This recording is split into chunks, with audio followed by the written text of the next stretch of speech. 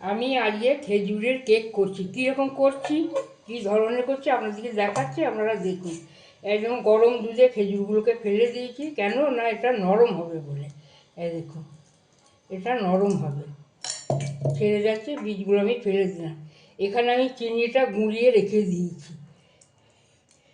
এর সঙ্গে দেবো। ওটা আমার মিক্স করা হয়ে গেছে। আর দেখুন, এরকম সব বীজগুলোকে ছাড়িয়ে ফেলে দিতে হবে, দিয়ে এটা খেজুরের কেক তৈরি হবে। আজকে আমার শীত এসেছে, খেজুরের কেক হবে না তাই হয়? বড়দিনের বেলা আসছে। এরকম এইগুলোকে সব এরকম করে ছাড়াতে হবে, দিয়ে এরকম করে করে দিতে হবে। সব খেজুরের কেকগুলোকে ছাড়িয়ে আটিগুলোকে ফেলে দিতে হবে। দিয়ে এটা আমার পেস্ট করা হয়ে গেছে মিক্সিতে। এবার আমি এই ময়দাটা ঢেলে দিলাম। এবার আচ্ছা, এবার যখন চিনিটা মিক্স করা হয়েছে, চিনিটা আমি হাফ কাপ দিয়েছি, কারণ মিষ্টিটা নিজের ওপর আপনি যেরকম খাবেন আপনি সেরকম দেবেন। আমরা একটু কম খাই বলে একটু কম দিয়েছি, এই আমি ঢেলে দিলাম চিনিটা। এবার দেবো সর্ষের তেল। এই যে হাফ চামচ আমি খাবার সোডা দিলাম। এই সোডাটা দেওয়ার পরে যেটা করতে হবে, আমি এবার এটা সবটা মিক্স করছি। এরকম চিনি আছে, ময়দা আছে, খাবার সোডা আছে, এই দিয়ে মিক্স করে নিলাম।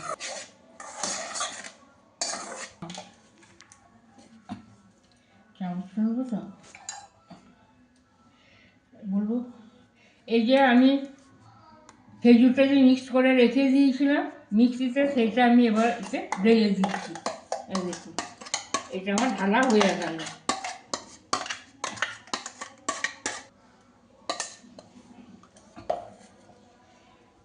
দেখুন, আমি এই খেজুরটা যে পেস্ট করেছি সেটা এবার মাখিয়ে নিচ্ছি। আর যদি আমার এই দুধটা প্রয়োজন হয়, এই যে রেখেছি পাশেতে, কিন্তু ফ্রিজ থেকে বার করে দিলেই হবে না, এটা ওটা আপনি ঘন্টা দিয়ে আগেতে বার করে রেখে দিয়ে তারপরে এটা লাগলে পরে আপনি দিয়ে করতে পারবেন। কিন্তু ফ্রিজ থেকে সঙ্গে সঙ্গে বার করে দিলে ওটা হবে না। এই দেখুন, এই দিলাম, লাগলে আবার একটু নেবো। এখন এটা আমি মাখিয়ে নিই ভালো করে চামচ দিয়ে। এই যে সাদা তেল আমি একটু যে নিয়েছি, এইটা আমি একবারে দেবো না, এইটা আমি একটু একটু করে বারে বারে দেবো। এখন একটু দিচ্ছি, এই দেখুন, এই এখন একটু আমি ঢালনা দিয়ে এবার এটা মাখাবো। আবার একটু দেবো, দিয়ে আবার এই যে আবার একটু দিলাম। এই দেখুন, একবারে এটা হবে না। এবার এটা দিয়ে আবার এই যে মিক্স করে নিচ্ছে এটা দিয়ে। দেখুন, আপনারা করলে পরে এইরকম পদ্ধতিতে করবে, খেতে খুব ভালো হবে। তারপরে আমি ওভেন জ্বালিয়ে দিলাম, ওভেন জ্বালানো হয়ে গেছে। এবার একটু কমিয়ে দিলাম। এবার আমি বড় প্রেসার কুকার এই বসালাম, এতে বালি দেওয়া আছে। এবার এটা তাকুক, এটা তাকতে থাকুক। এই যে একটু তেলটা আমি কাপের তেলটা এতে উগুর করে দিয়েছিলাম, তেলটা এতে লেগে গেছে। এবার এই তেলটা আমি বাটিতে বুলিয়ে দিলাম, কেন না ওইটা যখন আমি করবো তখন এটা লাগবে না। এই দেখুন, আপনারাও এরকম ঠিক আছে। এবার আমি এটা ময়দা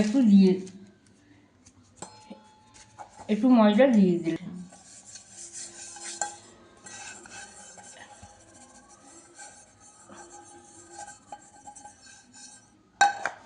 এই যে এটা আবার ঠিকঠাক হয়ে গেছে ইয়েটা কেকের। এবার আমি 2 ফোঁটা ভ্যানিলা দিয়ে দিলাম, ব্যাস। এবার এটা দিয়ে মাখিয়ে নেবো, এইটা দিয়ে এবার মাখিয়ে নেবো। দেখুন, আমার ব্যাটারটা হয়ে গেছে। এবার আমি এতে ঢালছি। দেখুন, এই যে একটু ফাঁকিয়ে দিলাম, মানে হাওয়া ফাঁকিয়ে থাকলে সেটা বেরিয়ে যাবে। দেখুন, ঠিক হয়ে গেছে। এবার এই দেখুন, এবার আমি সাঁড়াশি দিয়ে এই দেখো এই বসিয়ে দিলাম। আপনারাও এরকম ধারা করে করতে পারবেন, যেমন যেমন আমি করলাম, যেরকম প্রসেসে আপনারাও করবেন, যেন কোনো অসুবিধা হবে না, ওর জন্য আলাদা লাগে না। এবার এর সিপিটাকে খুলে দিতে হবে, আর এই ঢাকা পড়ে গেল।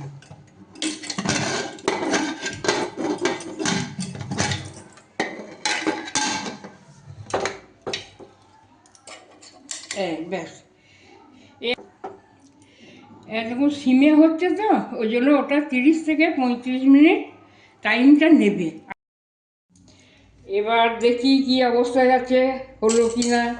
আর দিকে এবার এই ঢাকাটা খুললাম, খুলে এবার এইটা দিয়ে দেখি। হ্যাঁ হয়ে গেছে, লাগেনি, হয়ে গেছে, হ্যাঁ হয়ে গেছে।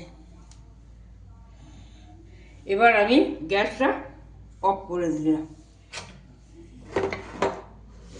এখন কিছুক্ষণ এতে বসানো থাকবে, মানে ওই পাতেতে আর একটু শক্ত হয়ে যাবে, ভালো হবে। কীরকম হয়েছে সেটা আমি দেখাচ্ছি। দেখুন ঢালছি কী করে, এই দেখুন,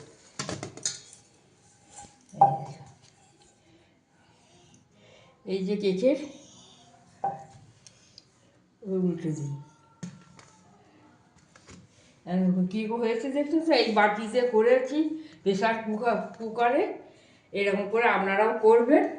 আর কেকের রঙটা, কালারটা দেখুন, খেজুরের কেক, পিওর খেজুরের কেক, কীরকম ধারা হয়েছে দেখুন।